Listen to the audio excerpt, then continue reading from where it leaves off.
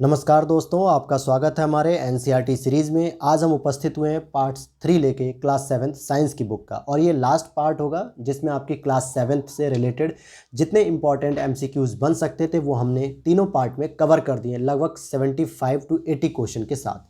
ठीक है दोस्तों, तो शुरू करते हैं हम अपने आज के पहले क्वेश्चन से। और जो दोस्तों ने अभी तक चैनल को सब्सक्राइब नहीं किया और क्लास 6 और 7 के पार्ट को नहीं देखा है तो हमारे चैनल पे विजिट करके प्लेलिस्ट में जाके देख सकते हैं, वहाँ पे एनसीईआरटी एमसीक्यू सीरीज़ के नाम से है।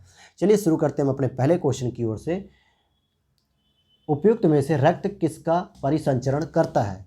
पाचन भोजन, पचा हुआ भोजन, ऑक्सीजन, अपशिष्ट पदार्थ। तो ब्लड के द्वारा सर्कुलेशन इन तीनों का ही होता है, इसलिए ऑप्शन डी हो जाएगा 1, 2, 3। अगले प्रश्न की ओर चलते हैं। मानव रक्त में उपस्थित हीमोग्लोबिन के संदर्भ में निम्नलिखित कथनों पर विचार कीजिए। हीमोग्लोबिन ऑक्सीजन को अपने साथ संयुक्त करके शरीर के सभी अंगों और कोशिकाओं तक इसका परिवहन करता है। हीमोग्लोबिन एक लाल रंग का वर्णक है जो ऑक्सीजन से संयुक्त होकर रक्त को लाल रंग प्रदान करता है, अर्थात आरबीसी जो होती है इसी में होती है। तो इसका सही जवाब हो जाएगा सी। इसके दोनों ही स्टेटमेंट सही हैं। अगले प्रश्न की ओर चलें। WBC यानी कि वाइट ब्लड सेल्स श्वेत रक्त कणिकाएं अथवा कणिकाएं निम्नलिखित में से क्या कार्य करती हैं? ऑक्सीजन का वहन करना? जी नहीं, ये आरबीसी का काम होता है। कार्बन डाइऑक्साइड का वहन करना? जी नहीं। रोगाणुओं का विनाश करना या रक्त का थक्का जमाना? तो ये रोगाणुओं का विनाश करती हैं, यानी इसी में एंटीबॉडी का निर्माण होता है। कहाँ पे होता है? एंटीबॉडी का इसमें निर्माण होता है। अगले प्रश्न की ओर चलते हैं। निम्नलिखित पर विचार कीजिए, कौन से मानव शरीर के परिसंचरण तंत्र का हिस्सा नहीं है? रक्त, रक्तवाहिकाएं, हृदय, वक्र। तो देखिए वक्र नहीं होता है, डी ऑप्शन किडनी। ये मूत्र के लिए होता है, यानी कि जब मूत्र से संबंधित जो भी प्रॉब्लम्स होती हैं, जो प्रोसेस होता है उसमें जो है कि हम यूज करते हैं इसको। अगले प्रश्न की ओर चलें। चिकित्सक हृदय स्पंद को मापने के लिए किसका उपयोग करता है? तो इसका सही जवाब हो जाएगा स्टेथोस्कोप का, ए ऑप्शन। अगले प्रश्न की ओर चलें। किनमें से या किसमें कोई परिसंचरण तंत्र नहीं पाया जाता है? मछली, हाइड्रा, स्पंज। तो सही जवाब हो जाएगा हाइड्रा और स्पंज, इन दोनों में किसी भी प्रकार का परिसंचरण तंत्र नहीं पाया जाता है। नेक्स्ट क्वेश्चन पर चलते हैं। अपोह यानी कि डायलिसिस की विधि निम्नलिखित में से किसके अक्रिय यानी निष्फल हो जाने की स्थिति में यूज किया जाता है? तो किडनी जब फेल हो जाती है तो हम सामान्यतः डायलिसिस का यूज करते हैं। अगले प्रश्न की ओर आते हैं। कुछ जंतुओं के शरीर से अपशिष्ट रसायनों के निष्कासन के संदर्भ में निम्नलिखित कथनों पर विचार कीजिए। मछली कोशिका के अपशिष्ट उत्पादों को अमोनिया के रूप में उत्सर्जित करती है। सर्प अपने शरीर से अपशिष्ट के रूप में नाइट्रिक अम्ल का उत्सर्जन करता है। तो स्टेटमेंट केवल पहला सही है, क्योंकि अमोनिया का उत्सर्जन करने के लिए अधिक पानी की आवश्यकता होती है, इसलिए मछलियां क्या करती हैं? पानी में ही रह के अपने जीवन को सुरक्षित कर पाती हैं। अगले प्रश्न की ओर चलें। सूची फर्स्ट में पौधों के भाग हैं और उनके कार्यों से मिलान करना है। तो देखिए जाइलम का मतलब ज, और ज से होता है जल का परिवहन करना। फ्लोएम का मतलब फ का मतलब होता है फूड, यानी कि क्या करेगा? ये भोजन का परिवहन करेगा। और अगर हम मूल रोम की बात करेंगे तो इस तरीके से अगर आप देखेंगे, या रंध्र की बात करेंगे, और अगर मूल रोम की बात करेंगे यानी जड़ों की बात करेंगे, तो ये जल का अवशोषण करती हैं। ये जो जड़ होती हैं जल का अवशोषण करती हैं। और रंध्र के लिए क्या हो जाएगा? फिर वाष्पोत्सर्जन हो जाएगा। तो इस आधार पे आपका सही ऑप्शन हो जाएगा सी, 3, 2, 1, 4। अगले प्रश्न की ओर बढ़ते हैं हम। निम्नलिखित कथनों पर विचार कीजिए और कौन सा सही है? फुफ्फुस धमनी ऑक्सीजन समृद्ध रक्त का प्रवाह करती है। फुफ्फुस सिरा कार्बन डाइऑक्साइड समृद्ध रक्त का प्रवाह करती है।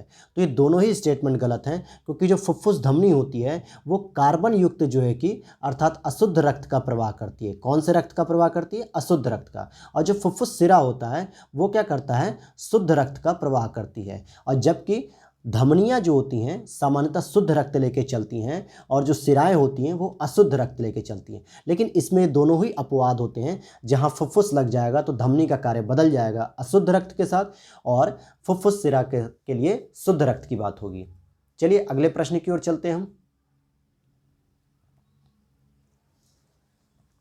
किसी वयस्क व्यक्ति का हृदय 1 मिनट में कितनी बार धड़कता है? तो 70 से 80 बार, और हम सामान्यतः क्या कहते हैं? 72 बार धड़कता है। अगले प्रश्न की ओर चलें।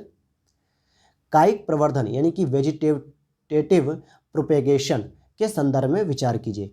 कायिक प्रवर्धन द्वारा पादप कम अवधि में उगाए जा सकते हैं। बीजों द्वारा उगाए जाने वाले पादपों की अपेक्षा कायिक प्रवर्धन द्वारा उत्पन्न पादपों में पुष्प और फल आने में अधिक समय लगता है? जी नहीं। इसका सही ऑप्शन हो जाएगा ए। इसको हम कहते हैं हाइब्रिड। कायिक प्रवर्धन का मतलब होता है हाइब्रिड, और हाइब्रिड में फूल और फल जल्दी आते हैं। अगले प्रश्न की ओर चले। एक लिंगी पुष्प, एक लिंगी पुष्प के लिए अगर हम कहें, एक लिंगी पुष्प में या तो केवल पुंकेसर होता है अथवा केवल स्त्री केसर उपस्थित होते हैं। सरसों, गुलाब, पिटूनिया के पौधों में उगने वाले पुष्प एक लिंगी पुष्प का उदाहरण है। तो जी नहीं, ये स्टेटमेंट गलत है, केवल पहला स्टेटमेंट सही हो जाएगा, ए ऑप्शन। अगले प्रश्न की ओर चलें।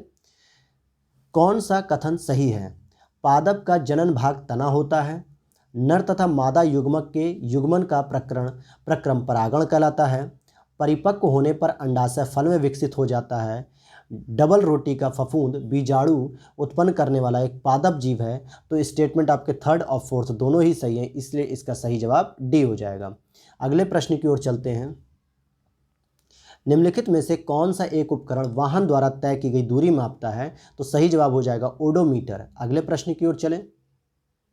किसी तार में विद्युत धारा प्रवाहित होने पर विभिन्न प्रभाव होते हैं, इसके बारे में सही कथन की पहचान करते हैं।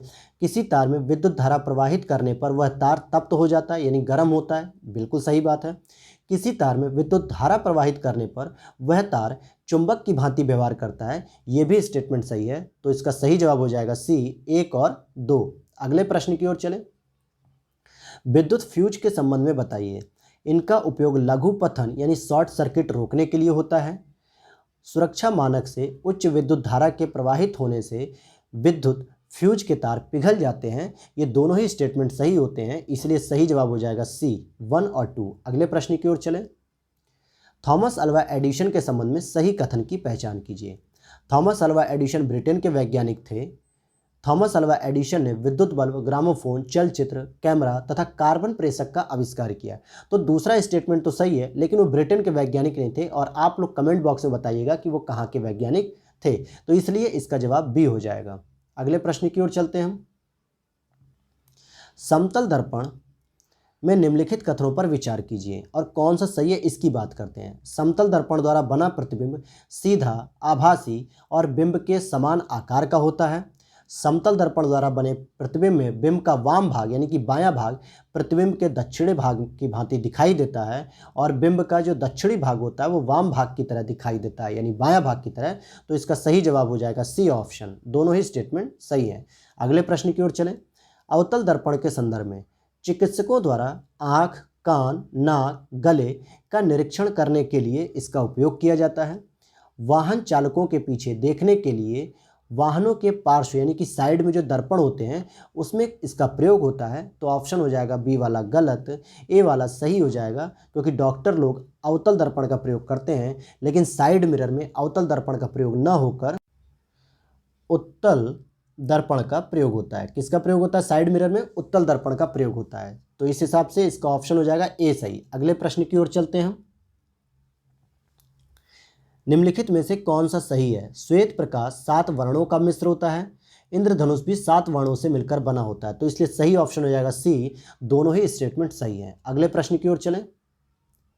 विश्व जल दिवस कब मनाया जाता है? तो इसका सही जवाब हो जाएगा 22 मार्च को, और आप लोग स्टेटमेंट कमेंट में कीजिएगा कि 22 अप्रैल को कौन सा दिवस मनाया जाता है। अगले प्रश्न की ओर चलें।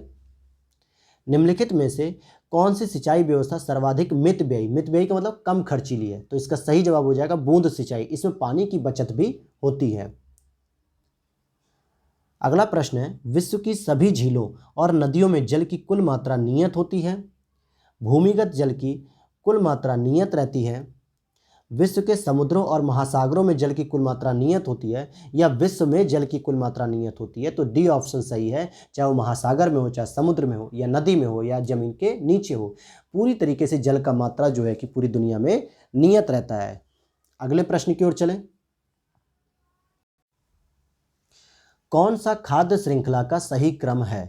घास, कीट, मेंढक, सर्प, गरुण।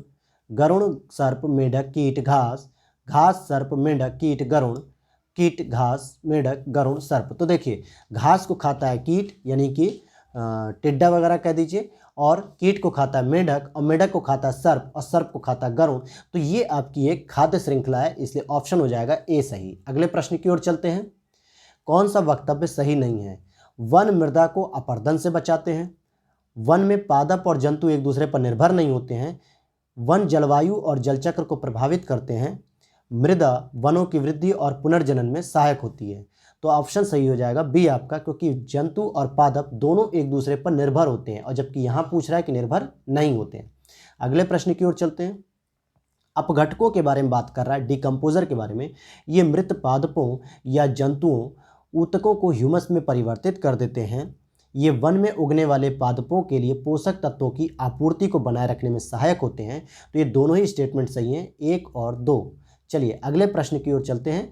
तो दोस्तों ये तो था आपके टॉप 25 MCQs जो हमने क्लास 7th की साइंस बुक के महत्वपूर्ण प्रश्नों को जो है कि समाहित किया, जो पार्ट 3 पार्ट में जो है कि कवर कर लिया गया है।